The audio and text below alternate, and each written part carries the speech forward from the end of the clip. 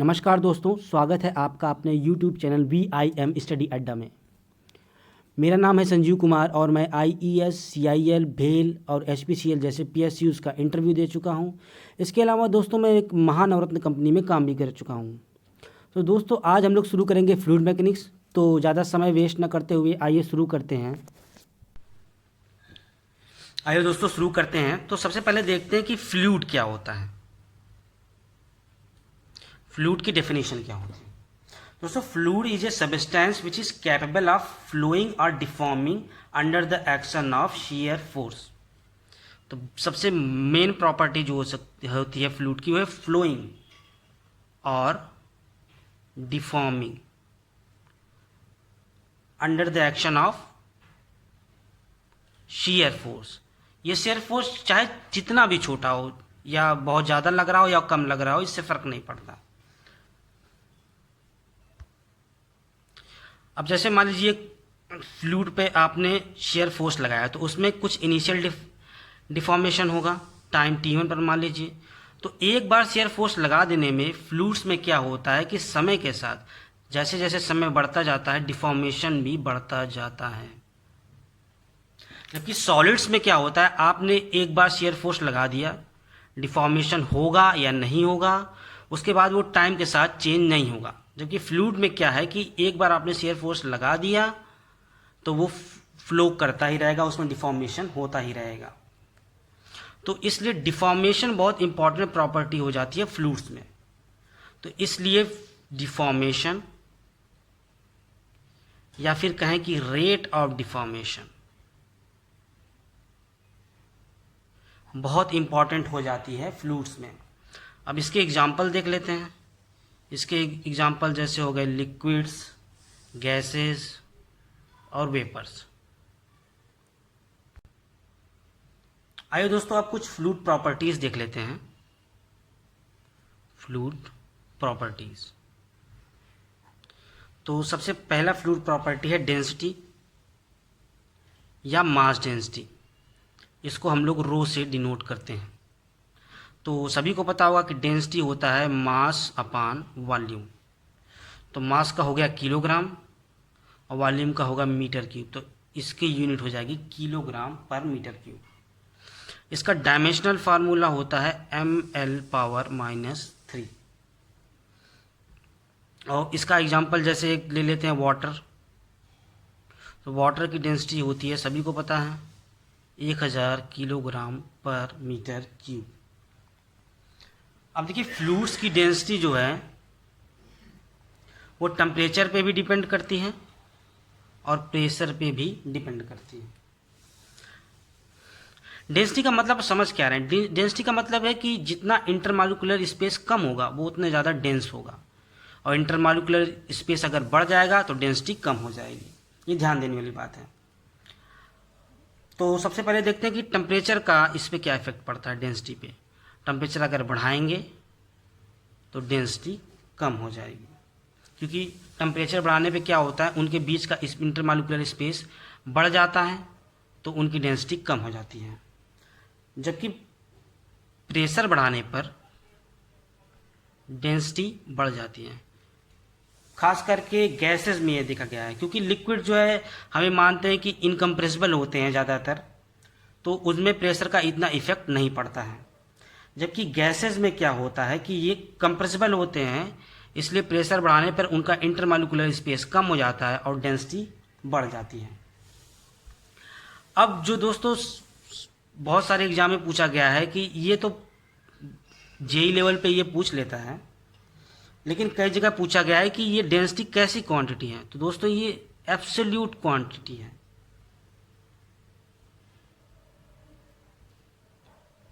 इसका मतलब ये है कि ये किस स्थान पर डेंसिटी स्थान पर डिपेंड नहीं करता है।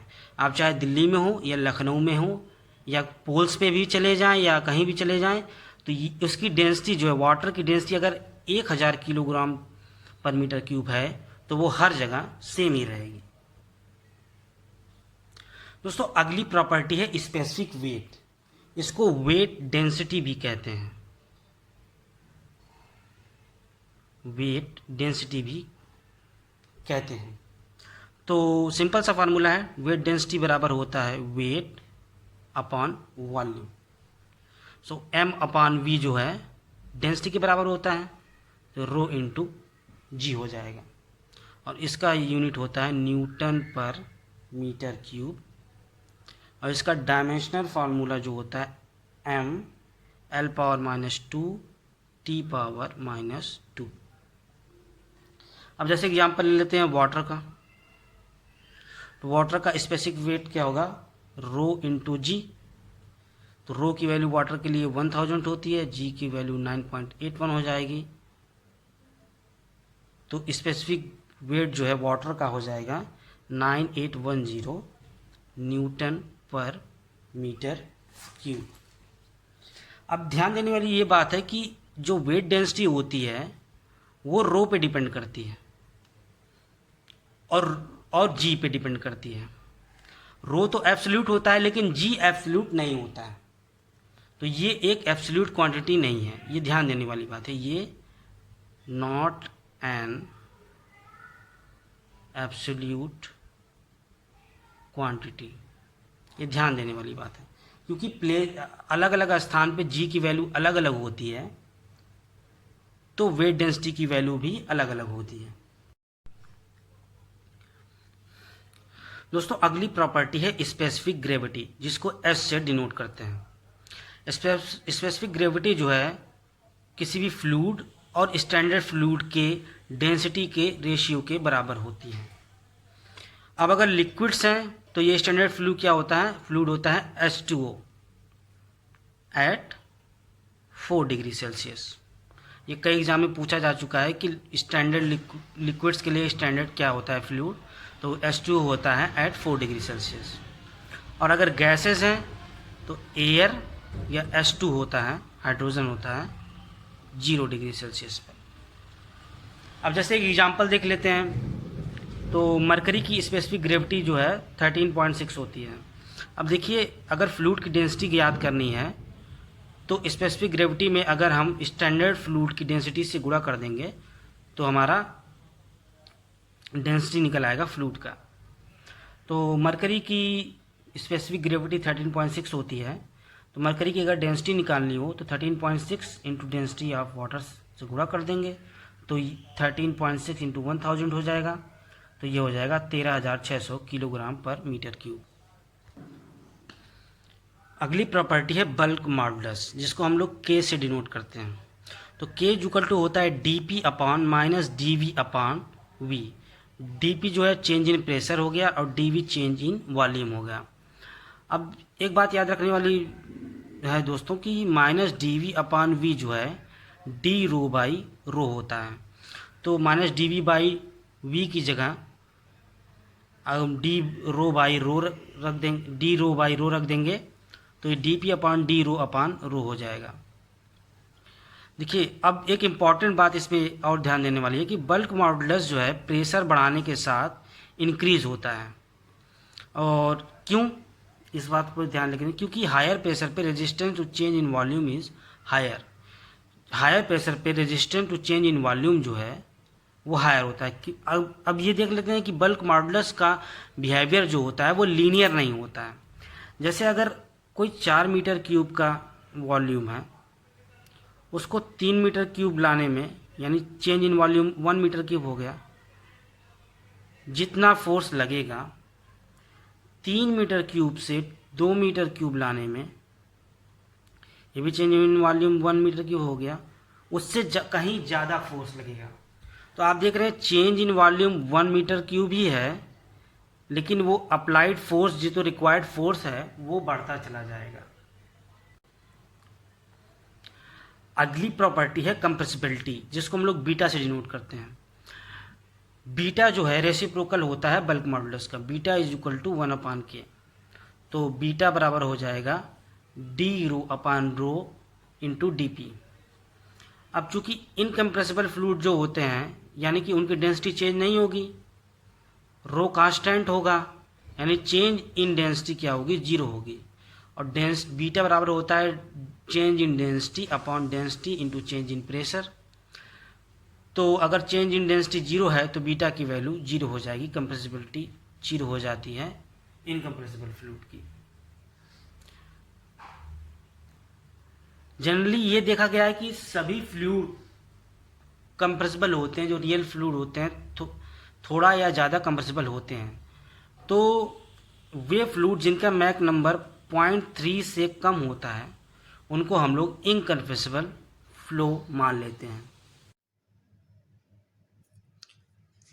दोस्तों आइए कुछ फार्मूले देख लेते हैं। पहला है isothermal bulk modulus of an ideal gas. ये सिर्फ आपको याद रखना है, ये ध्यान देने वाली बात है, ये आइडियल गैस के लिए है। तो KT बराबर होता है P, प्रेशर के बराबर होता है। आइसोथर्मल बल्क मॉडुलस प्रेशर के बराबर होता है आइडियल गैस के लिए, और उसी प्रकार आइडियाबैटिक बल्क मॉडुलस क्या होता है, गामा इंटू P हो जाता है। तो आप याद रखिए कि आइसोथर्मल में सिर्फ P होता है और आइडियाबैटिक में गामा इंटू P हो जाता है। आइए देखते हैं दोस्तों कि विस्कोसिटी क्या होती है। It is the internal resistance offered by one layer of fluid to the adjacent layer. अब हम ये मान लेते हैं कि फ्लूइड का मोशन जो है लेयर बाय लेयर होता है, तो एक लेयर अपने बगल वाले लेयर के मोशन को रिस्ट्रिक्ट करने की कोशिश करता है, उसको रेजिस्टेंस देता है। तो ये क्यों होता है, विस्कोसिटी प्रॉपर्टी के कारण होता है। अब दोस्तों एक टर्म बहुत ज़्यादा इस्तेमाल होता है फार्मूले में, वो है D theta by D T. इसको हम लोग रेट ऑफ शियर स्ट्रेन, ये कई बार एग्जाम में पूछा जा चुका है कि इसको कहते क्या हैं। इसको रेट ऑफ शियर स्ट्रेन या रेट ऑफ एंगुलर डिफॉर्मेशन कहते हैं, और ये velocity gradient du by dy के बराबर होता है। अब दोस्तों जो शियर स्ट्रेस का फार्मूला होता है टाउ बराबर mu into D theta by D T, और हम पहले ही बता चुके हैं कि D theta by D T को हम du बाई डी वाई भी लिख सकते हैं, वेलोसिटी ग्रेडियंट के बराबर भी लिख सकते हैं। तो टाउ बराबर हो जाएगा mu into D U upon D Y. अब ये देखते हैं कि विस्कोसिटी होता किस कारण से है, उसके पीछे क्या प्रॉपर्टी होती है। Viscosity is caused by intermolecular forces of cohesion, cohesion याद रखिएगा, कोहेजन एंड एडहेशन नहीं, and due to transfer of molecular momentum between fluid layers. अब देखिए यहाँ पर दो चीज़ों पर डिपेंड करती है विस्कोसिटी, एक है इंटरमॉलिक्यूलर फोर्सेस और दूसरा है ट्रांसफर ऑफ मॉलिक्यूलर मोमेंटम। अब चूँकि फ्लूइड में लिक्विड और गैसेस दोनों आती हैं, तो लिक्विड में क्या होता है, इंटरमॉलिक्यूलर स्पेस बहुत कम होता है, तो इंटरमॉलिक्यूलर फोर्सेस जो है इसमें प्रीडोमिनेंट होती हैं। तो लिक्विड्स में जो विस्कोसिटी होता है वो ड्यू टू इंटरमॉलिक्यूलर फोर्सेस होता है, जबकि गैसेस में क्या होता है, इंटरमॉलिक्यूलर स्पेस बहुत ज़्यादा होता है, तो इंटरमॉलिक्यूलर फोर्सेस जो है प्रीडोमिनेंट नहीं होती हैं, उनमें viscosity basically transfer of molecular momentum से होता है। अब ये फार्मूले में जैसे ये फार्मूला है tau equal to mu into D theta by D T, तो इसमें म्यू जो है डायनेमिक विस्कोसिटी होता है, या इसको एब्सोल्यूट विस्कोसिटी भी बोलते हैं। इसकी यूनिट न्यूटन सेकेंड पर मीटर स्क्वायर, अब न्यूटन पर मीटर स्क्वायर पास्कल होता है, तो या पास्कल सेकेंड, या CGS में कह दें तो डाइन सेकेंड पर सेंटीमीटर स्क्वायर होता है। इसको हम पॉइस भी कहते हैं। अब कई बार यही पूछ लिया है कि एक पॉइस में कितने न्यूटन सेकेंड पर मीटर स्क्वायर होता है, तो 10⁻⁻1 या 0.1 न्यूटन सेकेंड मीटर स्क्वायर होता है। ये क्वेश्चन भी बहुत बार पूछा जा चुका है कि वाटर की विस्कोसिटी कितनी होती है, तो 20 डिग्री सेल्सियस पे वाटर की विस्कोसिटी 1 सेंटीपॉइज होती है, और हम जानते हैं कि 1 सेंटी में 10⁻⁻2 हो जाता है, तो 1 सेंटीपॉइज बराबर हो जाएगा 1/100 पॉइज, और 10⁻⁻1 न्यूटन सेकेंड मीटर स्क्वायर होता है, तो 1/10 इंटू 1/100 कर देंगे तो 10⁻³ न्यूटन सेकेंड मीटर स्क्वायर। तो 20 डिग्री सेल्सियस पे वाटर की विस्कोसिटी 1 सेंटीपॉइज या 10⁻³ न्यूटन सेकेंड पर मीटर स्क्वायर होती है। अगली प्रॉपर्टी है काइनेमेटिक विस्कोसिटी, जिसको हम लोग न्यू से रिप्रेजेंट करते हैं। तो सिंपल है, काइनेमेटिक विस्कोसिटी क्या होती है, डायनेमिक विस्कोसिटी और डेंसिटी के रेशियो के बराबर होती है। तो mu is equal to mu upon rho होती है। इसकी यूनिट क्या होती है, बहुत बार पूछा जा चुका है, मीटर पर सेकेंड, और अगर इसको CGS में करेंगे तो क्या हो जाएगा, सेंटीमीटर पर स्क्वायर पर सेकेंड, या इसको हम लोग स्ट्रोक भी कहते हैं CGS में। और एक स्ट्रोक बराबर कितना हो जाएगा, 10⁻⁴ मीटर स्क्वायर पर सेकेंड। अब दोस्तों एक क्वेश्चन जो कन्फ्यूजन होता है लोगों को ये होता है कि डायनेमिक विस्कोसिटी को आप काइनेमेटिक विस्कोसिटी से कंफ्यूज मत करिए, क्योंकि लोगों को पता होता है कि म्यू ऑफ एयर जो है ये कम होता है डायनेमिक विस्कोसिटी, और वाटर का म्यू जो है ज़्यादा होता है। लेकिन जो काइनेमेटिक विस्कोसिटी है होती है वो एयर की ज़्यादा होती है और वाटर की कम होती है। तो ये क्वेश्चन बहुत बार पूछा जा चुका है कि वाटर और एयर में किसका काइनेमेटिक विस्कोसिटी कम होता है या ज़्यादा होता है, ये पूछा जा चुका है। अब ये ऐसा क्यों होता है? देखिए दोस्तों, काइनेमेटिक विस्कोसिटी जो है वो डायनेमिक विस्कोसिटी और डेंसिटी का रेशियो होता है। अब देखिए, एयर की डेंसिटी बहुत कम होती है और वाटर की डेंसिटी ज़्यादा होती है। तो चूंकि रो नीचे आता है तो एयर के लिए डेंसिटी की वैल्यू कम होगी, तो यानी काइनेमेटिक विस्कोसिटी की वैल्यू बहुत ज़्यादा होगी। इसलिए जो ध्यान देने वाली बात है कि एयर की काइनेमेटिक विस्कोसिटी वाटर से ज़्यादा होती है। आइए अब हम लोग देख लेते हैं कि न्यूटन्स लॉ ऑफ विस्कोसिटी क्या होता है। तो बहुत सिंपल होता है कि शियर स्ट्रेस जो है वो अनुक्रमानुपाती होता है रेट ऑफ एंगुलर डिफॉर्मेशन या रेट ऑफ शियर स्ट्रेन के, जिसको हम लोग लिखते हैं D theta by D T से। अभी मैं पहले ही बता चुका हूँ कि D theta by D T जो है D U by D Y के बराबर होता है, वेलोसिटी ग्रेडियंट के बराबर होता है। तो टाउ इज प्रोपोर्शनल टू हो जाएगा D U by D Y, और एक कांस्टेंट इसको हटा के कांस्टेंट लगा देंगे तो एक म्यू एक कांस्टेंट लग जाता है, जिसको मैं बता चुका हूँ कि डायनेमिक विस्कोसिटी या एब्सोल्यूट विस्कोसिटी कहते हैं। तो tau is equal to mu into D U upon D Y जो है ये न्यूटन लॉ ऑफ विस्कोसिटी है।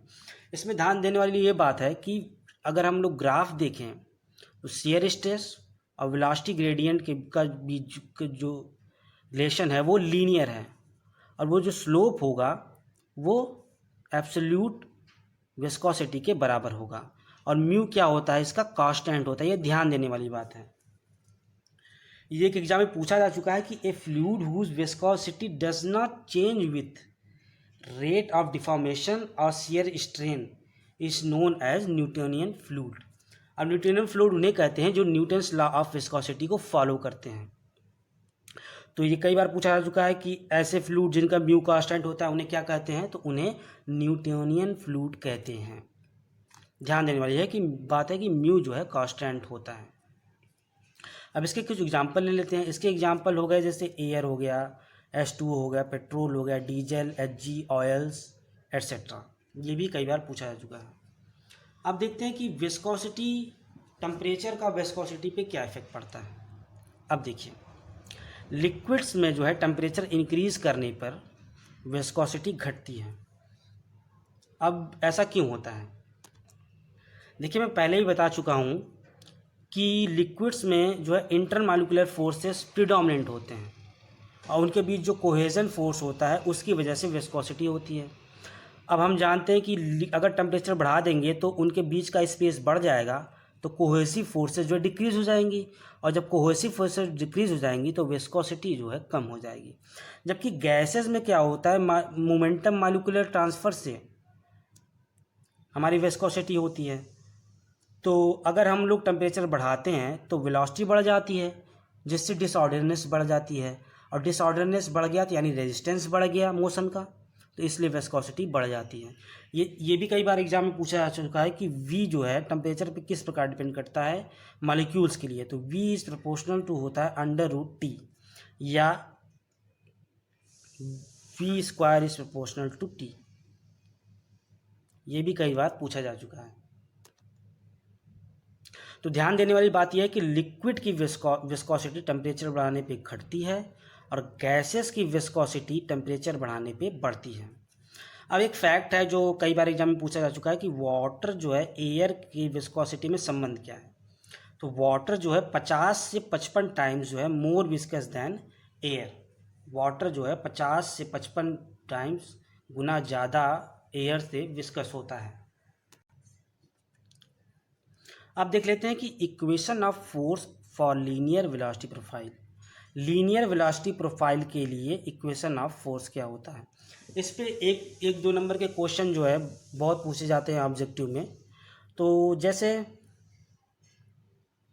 2 लेयर्स हो गई, 2 लेयर्स के बीच का डिफरेंस जो है y है और उस अपर लेयर की वेलोसिटी u है, तो वेलोसिटी ग्रेडियंट जो है v बाई वी हो जाए y हो जाएगा।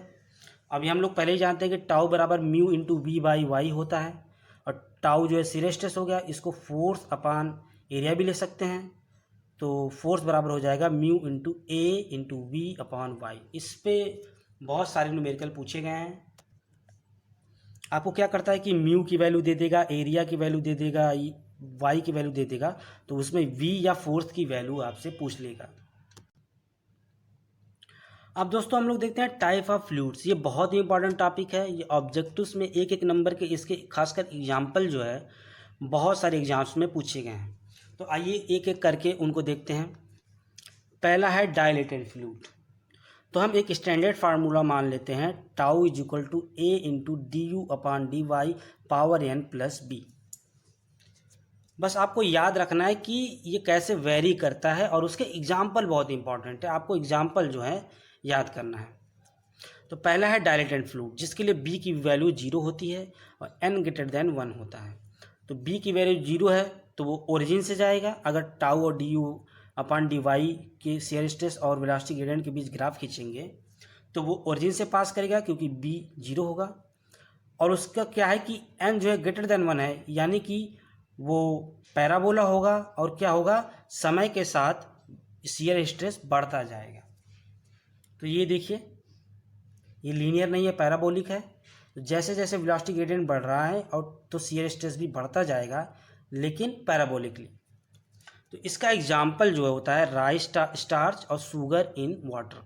तो ये एग्जाम्पल आपको याद रखना है कि डायलेटेड फ्लूइड का क्या है, विस्कोसिटी जो है रेट ऑफ डिफॉर्मेशन के साथ इंक्रीज होती है, और इसके एग्जाम्पल है राइस स्टार्च और शुगर इन वाटर। दूसरा है सूडोप्लास्टिक। इसके लिए भी b बराबर 0 होता है और n जो है लेस देन 1 होता है। अब n लेस देन होगा तो नीचे की तरफ पैराबोला बनेगा, तो इसकी विस्कोसिटी जो है रेट ऑफ डिफॉर्मेशन के साथ डिक्रीज होती जाती है। ये देखिए, टाउ और D U upon D Y का अगर हम ग्राफ देखेंगे तो विस्कोसिटी जो है रेट ऑफ डिफॉर्मेशन के साथ जो है डिक्रीज होती जाती है। इसके एग्जाम्पल है, बहुत सारे एग्जाम पूछा गया। अभी दोस्तों जो रेलवे का भी एग्ज़ाम हुआ था उसमें ये पेपर पल पूछ लिया था कि किसका एग्जाम्पल है। तो इसका एग्जाम्पल याद रखिए कि सूडोप्लास्टिक का पेपर पल, रबर, ब्लड, मिल्क और colloidal solution, fluid in liquid का कोलाइडल सोल्यूशन। ठीक है, पेपर पल, रबर, ब्लड, मिल्क और colloidal solution liquid in liquid. अगला है बिंघम प्लास्टिक फ्लूइड या आइडियल प्लास्टिक। इसके लिए बीटा 0 के बराबर नहीं होता, n इज इक्वल टू 1 होता है। अब देखिए n इज इक्वल टू 1 है तो ये लीनियर हो जाएगा equation, y is equal to M X plus C type का हो जाएगा। ठीक है, और जो ओरिजिन से पास नहीं करेगा। अब देखिए, जो इस पे भी कई क्वेश्चन पूछे जा चुके हैं कि ओरिजिन से न पास करने का फिजिकल सिग्निफिकेंस क्या है।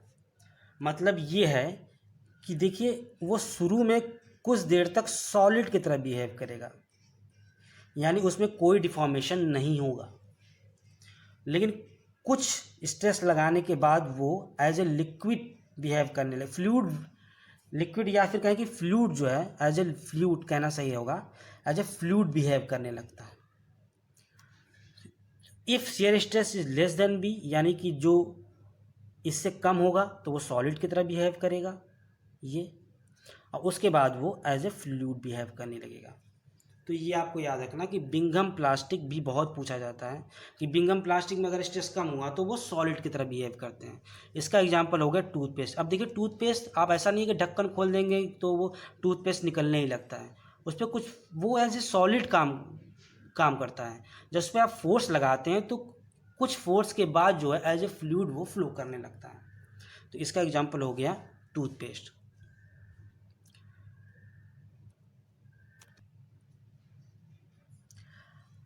अब आते हैं कुछ और एग्जांपल देख लेते हैं, फ्लूइड्स के टाइप्स देख लेते हैं। अभी तक मैंने जो तीनों फ्लूइड्स के टाइप बताए हैं वो टाइम डिपेंडेंट नहीं होते हैं। वो क्या होता है कि आप जैसे जैसे डिफॉर्मेशन करते जाएंगे उस हिसाब से शियर स्ट्रेस का बिहेवियर क्या है उसके बीच में हम लोगों ने संबंध देखा। लेकिन कुछ फ्लूइड क्या होता है, उनकी विस्कोसिटी टाइम डिपेंडेंट होती है, वो टाइम के साथ घटती है या बढ़ती है। तो ऐसे ऐसे दो प्रकार के होते हैं फ्लूइड।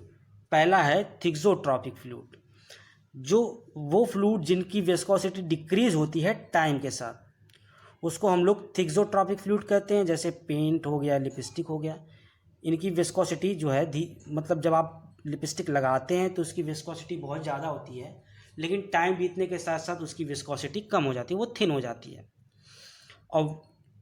और वो फ्लूइड जिनकी विस्कोसिटी टाइम के साथ इंक्रीज होती है उन्हें रियोपेक्टिक फ्लूइड कहते हैं, जैसे जिप्सम सोल्यूशन इन वाटर। तो अब अगर विस्कोसिटी टाइम के साथ बढ़ती जाती है तो रियोपेक्टिक, और टाइम के साथ घटती जाती है तो थिक्सोट्रॉपिक।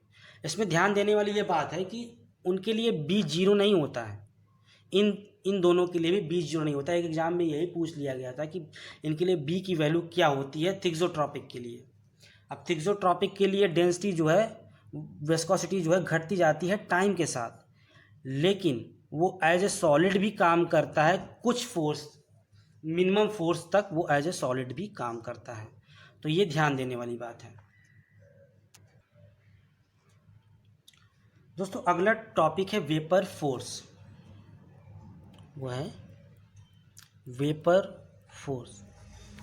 तो सबसे पहले हम लोग समझते हैं कि जो फ्लूइड फ्लो होता है मशीन्स में, उनका फेज भी चेंज हो सकता है अगर प्रेशर वेरी कराएं तो। अब इसे एक टीएस डायग्राम से समझते हैं। ये डिफरेंट इक्वी प्रेशर लाइन हो गई, ये उससे लोअर प्रेशर, ये उससे लोअर प्रेशर, ये अलग अलग प्रेशर लाइन हो गई।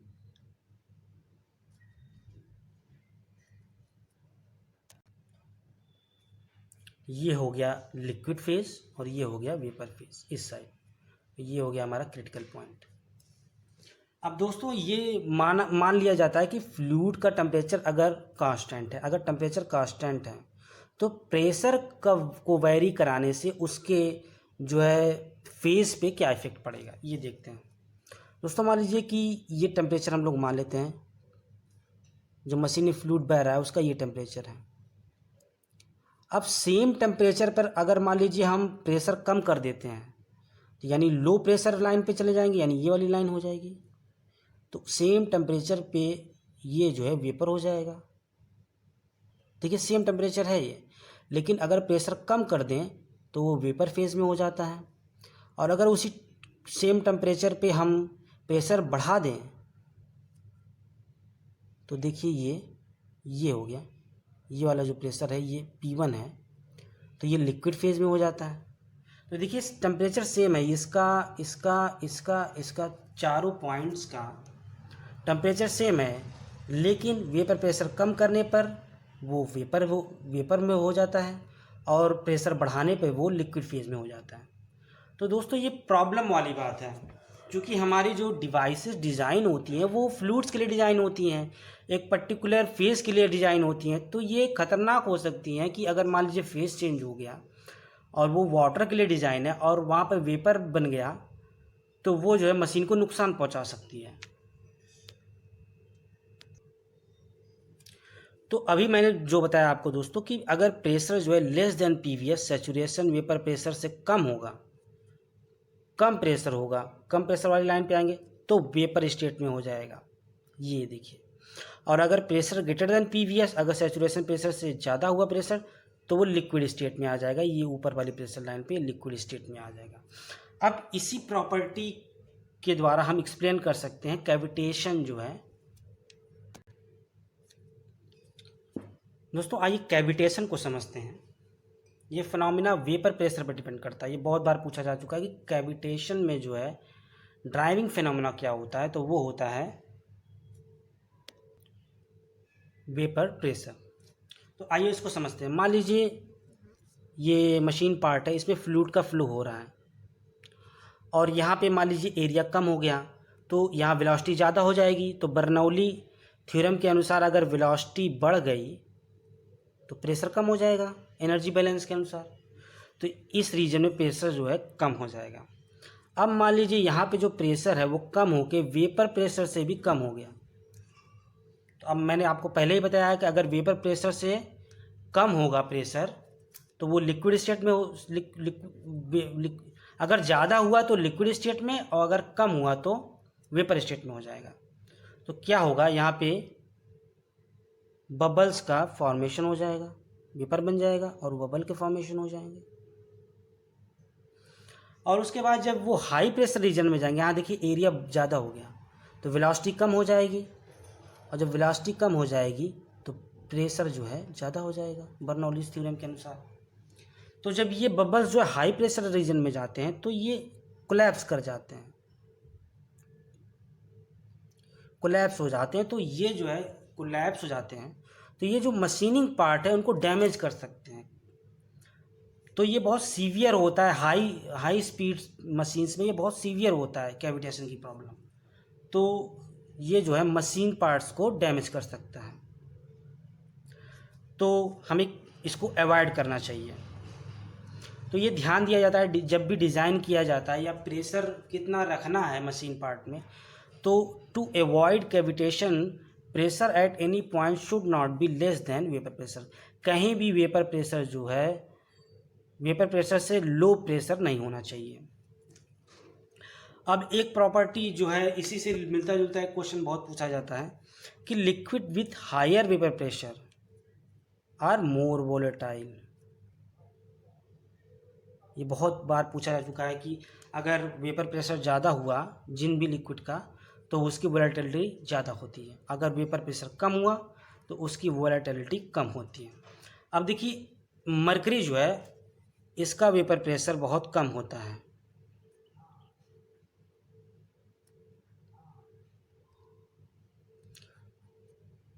तो ये जो है लेस वोलेटाइल होता है, इसलिए इसको मैनोमीटर में एज ए लिक्विड हम इस्तेमाल करते हैं। अब जो है इससे बचने के लिए हम लोग क्या करते हैं, कुछ कोटिंग्स इस्तेमाल करते हैं। ये एक बार एग्जाम में पूछा जा चुका है कि कौन सी कोटिंग इस्तेमाल की जाती है कैविटेशन को प्रिवेंट करने के लिए। तो इसके लिए हम जो है एल्यूमिनियम ब्रॉन्ज कोटिंग या फिर स्टेनलेस स्टील, इन कोटिंग का इस्तेमाल करते हैं। अगला टॉपिक है सरफेस टेंशन। दोस्तों अब समझते हैं कि सरफेस टेंशन फिनोमेना होता क्या है। तो इसको समझने के लिए पहले हम मान लीजिए दो मॉलिक्यूल्स लेते हैं, एक मॉलिक्यूल जो सरफेस पे है और एक जो सरफेस के नीचे है। अब जो सरफेस के नीचे है वो उस पर कोहेसिव फोर्स लगेगा आसपास के मॉलिक्यूल्स द्वारा, तो वो क्या होगा, वो सारे फोर्सेस जो है आपस में बैलेंस्ड होंगे, तो टोटल इफेक्ट क्या होगा, न्यूट्रल हो जाएगा। जबकि जो सरफेस में मॉलिक्यूल है उसमें लगने वाले जो फोर्सेस हैं वो जो है बैलेंस नहीं होंगे। अब चूंकि इसके ऊपर ये इधर कोई मॉलिक्यूल नहीं है तो इस साइड यहाँ पे कोई फोर्स नहीं लगेगा, तो नेट में एक जो है जो सरफेस पे मॉलिक्यूल होता है एक नेट पे नीचे की तरफ टेंशन वाला फोर्स जो है डेवलप हो जाता है। तो ऐसे टॉप लेयर में जितने भी मॉलिक्यूल हैं उनमें एक डाउनवर्ड फोर्स जो है टेंशन जो है वो मौजूद होता है, और जो सबसे ऊपर लेयर है वो एकदम जैसा लगता है कि तनी हुई झिल्ली की तरह बिहेव करती है। तो इसलिए इस फिनोमेना को हम जो है सरफेस टेंशन कहते हैं, क्योंकि ये सरफेस पे होती है और उसमें एक नेट टेंशन जो है डाउनवर्ड फोर्स जो है लगा होता है सब पे। अब ध्यान देने वाली बात है कि ये जो है अब ये करेगा क्या। अब मान लीजिए ये सरफेस है, उस पर आपने कोई पार्टिकल रख दिया, कोई सामान रख दिया, तो ये क्या करेगा, जो इस पर लगने वाली टेंसाइल फोर्सेस हैं, ध्यान दीजिए टेंसाइल फोर्सेस, ये कई एग्जाम में पूछा जा चुका है कि किस प्रकार की फोर्स, ये इस पर लगने वाली टेंसाइल फोर्सेस को रेजिस्ट करेगा, और ये जो इसकी लाइन सिमेट्री लाइन होगी उसके परपेंडिकुलर काम करता है।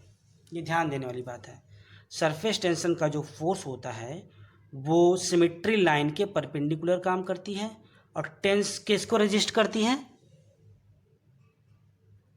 टेंसाइल फोर्स को। ये कई एग्जाम में पूछा जा चुका है। और इसकी यूनिट जो है क्या होती है, न्यूटन पर मीटर होती है। इसका डायमेंशनल फार्मूला Mt⁻⁻² होता है।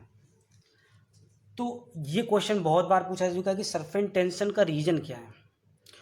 तो मैंने आपको पहले ही बताया कि जो कोहेसिव फोर्सेस लगती हैं मॉलिक्यूल्स की आपस में, उसकी वजह से एक net downward force, tensile force surface tension के लिए जिम्मेदार होता है। तो ये ध्यान देने वाली बात है कि इसमें जो प्रीडोमिनेंट फैक्टर है वो कोहेसिव फोर्सेस हैं। तो सरफेस टेंशन किसकी वजह से होता है, कोहेसिव फोर्सेस के कारण होता है। अब देखिए, मैं आपको पहले ही बता चुका हूँ कि अगर टेम्परेचर हम लोग बढ़ाएंगे तो कोहेसिव फोर्सेस क्या हो जाएंगी, कम हो जाएंगी, इनकी वैल्यू घट जाएगी। जो अनबैलेंस कोहेसिव फोर्स है उसकी वैल्यू कम हो जाएगी अगर हम लोग टेम्परेचर बढ़ाएंगे। यानी टेम्परेचर बढ़ाने पे सरफेस टेंशन जो है कम हो जाता है। एक और क्वेश्चन है जो बहुत बार पूछा जा चुका है कि वाटर एयर इंटरफेस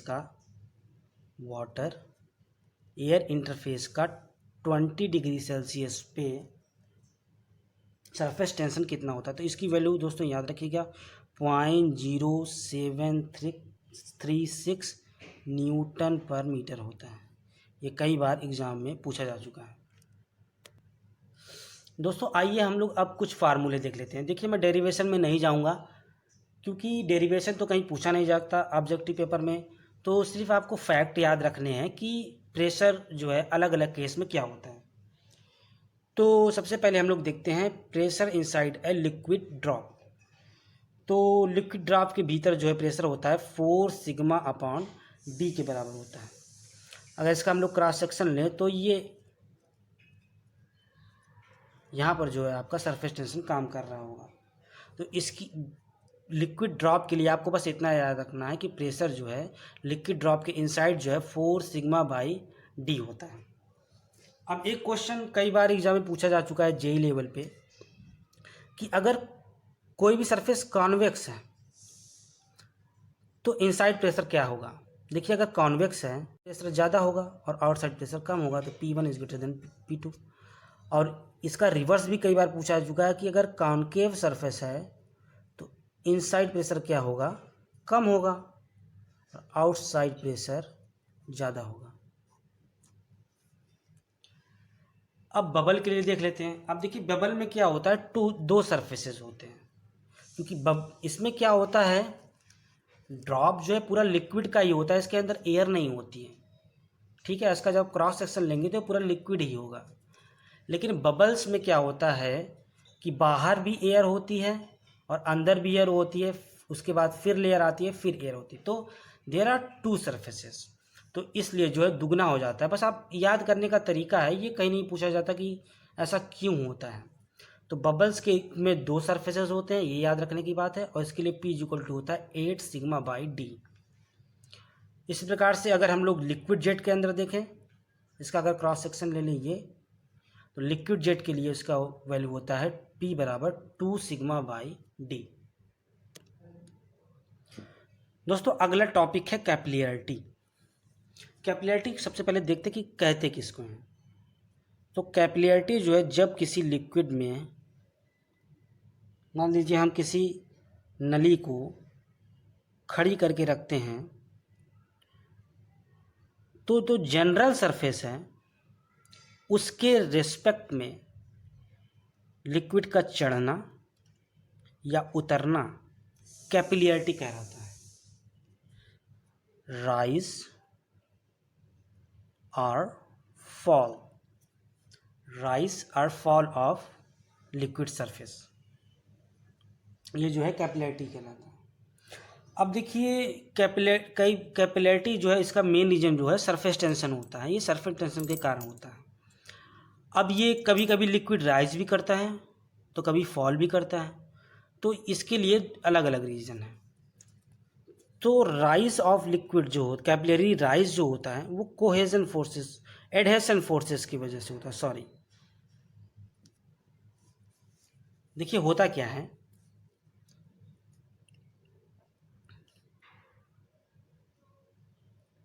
अब चूंकि कैपिलरी राइज में क्या होता है, वाटर, मान लीजिए वाटर हो गया तो वाटर का लेवल बढ़ जाता है, तो इसमें जो नली है उसके पार्टिकल और जो वाटर पार्टिकल है उनके बीच में लगने वाला जो फोर्स होता है वो ज़्यादा होता है, प्रीडोमिनेंट होता है, जिसको हम लोग एडहेशन फोर्स कहते हैं। जब जो है डिसिमिलर मटेरियल्स के बीच में जो है मॉलिक्यूल्स के बीच में जो है अट्रैक्टिव फोर्स होता है तो उसको हम लोग एडहेशन कहते हैं।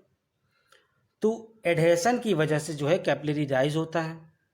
और इसका रिवर्स अगर हम लोग देखें, अगर लेवल लो चला जाता है तो यानी क्या होता है, कैपिलरी फॉल जिसको कहते हैं, अगर लेवल कम हो जाता है तो इनके बीच के लगने वाला जो कोहेजन फोर्स है, कोहेजन फोर्स वो जो है बहुत ज़्यादा है और एडेशन फोर्स कम है। अगर क्योंकि एडेशन फोर्स ज़्यादा होता तो ये चढ़ जाता, ये उतर गया, इसका मतलब इनके बीच लगने वाला कोहेजन फोर्स नली और यहाँ जो भी फ्लूइड है, मान लीजिए Hg है, पारा है, पारा के बीच में लगने वाला कोहेजन फोर्स और नली और पारे के बीच लगने वाले एडेशन फोर्स से कम होगा। तो अब ध्यान देने वाली बात है, ये बहुत बार पूछा जा चुका है कि कैपिलरी फॉल जो है वो कोहेजन की वजह से होता है और कैपिलरी राइज जो है एडेशन की वजह से होता है। अब देखिए, तो अगर हम कैपिलरिटी की बात करें तो वो एडहेशन पे भी डिपेंड करेगा और कोहेजन पे भी डिपेंड करेगा। तो ये क्वेश्चन कई बार पूछा जा चुका है। अगर देखिए ऑप्शन में सरफेस टेंशन है तो आप सरफेस टेंशन ही लगाएंगे, लेकिन अगर ऑप्शन में सरफेस टेंशन नहीं है, एडहेशन अलग से दिया हुआ है, कोहेजन अलग से दिया हुआ है और एडहेशन और कोहेजन बोथ दिया हुआ है, तो कैपिलरिटी के लिए आप जो है एडहेशन प्लस कोहेजन वाले ऑप्शन को टिक लगाएंगे, क्योंकि राइज जो है एडेशन की वजह से होता है और फॉल जो है कोहेजन की वजह से होता है। अब देखिए, अगर एडेशन फोर्सेस ज़्यादा होंगी तो क्या होगा, जो अगर मान लीजिए एडेशन फोर्स ज़्यादा हुआ तो क्या होगा कि सरफेस को लिक्विड वेट करेगा, क्योंकि उनके बीच जो है लगने वाला फोर्स ज़्यादा होगा तो वो फैल जाएगा पूरी तरीके से। इनको वेटिंग लिक्विड्स बोलते हैं, ध्यान देने वाली बात है, ये कई बार एग्जाम में पूछा जा चुका है, वेटिंग लिक्विड्स बोलते हैं। ये जो है सरफेस को भिगो देते हैं, तो इनके लिए जो एंगल होता है वो क्या होता है, एक्यूट एंगल होता है, ये भी पूछा जा चुका है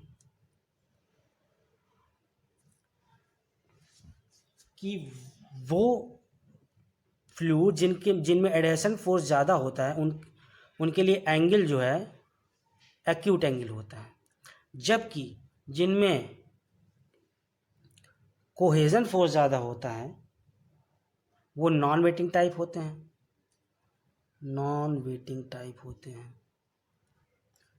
उनके लिए एंगल जो है ऑब्ट्यूज एंगल होता है, थीटा की वैल्यू जो है 90 डिग्री से ज़्यादा होती है और इस केस में थीटा की वैल्यू 90 डिग्री से कम होती है। अगला है कि हम लोग देखते हैं कि इस जो राइज या फॉल होता है उसके लिए फार्मूला क्या होता है। सिर्फ आप लोग फार्मूला याद कर लीजिए। इससे रिलेटेड बहुत बार क्वेश्चन पूछे गए हैं कि एच और डी के बीच क्या रिलेशन होता है, जी रो के बीच क्या होता है, सिग्मा के बीच क्या होता है, कि वो व्युत्क्रमानुपाती होते हैं कि अनुक्रमानुपाती होते हैं, डी बढ़ाने पे एच पे क्या इफेक्ट पड़ेगा। ऐसे बहुत सारे क्वेश्चन पूछे गए हैं, तो आपको सिर्फ ये फार्मूला याद रखना है। राइज और फॉल देखिए दोनों के लिए फार्मूला सेम होता है, ठीक है। Equation for capillary fall is same as the for rise, ठीक है। तो आपको याद रखना है कि ये मान लीजिए एच हाइट तक वाटर का लेवल बढ़ गया आपका और इसकी डायरेक्ट डी है, तो एच बराबर होता है 4 सिग्मा कॉस थीटा अपान रो जी डी।